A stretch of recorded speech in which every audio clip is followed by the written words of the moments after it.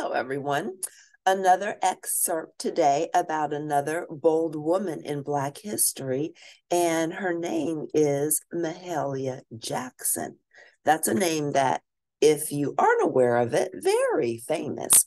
She was born in 1911 and she just died in 1972. She was a gospel singer, the queen of gospel.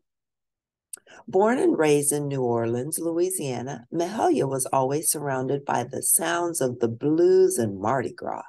As a child, she sang jazz songs by Bessie Smith in her room at night.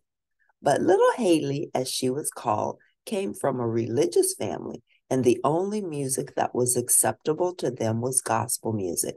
She made her singing debut in the choir at the Mount Moriah Baptist Church and blew everyone away with her enormous voice. Later in life, she felt the urge to sing non-religious music, but she made a promise to herself and her family to sing only gospel, and she stuck to it her whole life.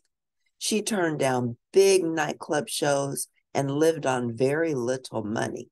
But in 1946, she recorded a single, Move On Up a Little Higher, that sold over 2 million copies. She gained a following around the United States and traveled for performances. Her shows drew large crowds from both Black and white communities.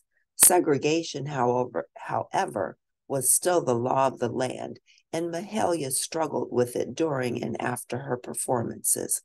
When she was on the road, Mahalia kept food in her car just so she wouldn't be relegated to the colored section of a restaurant.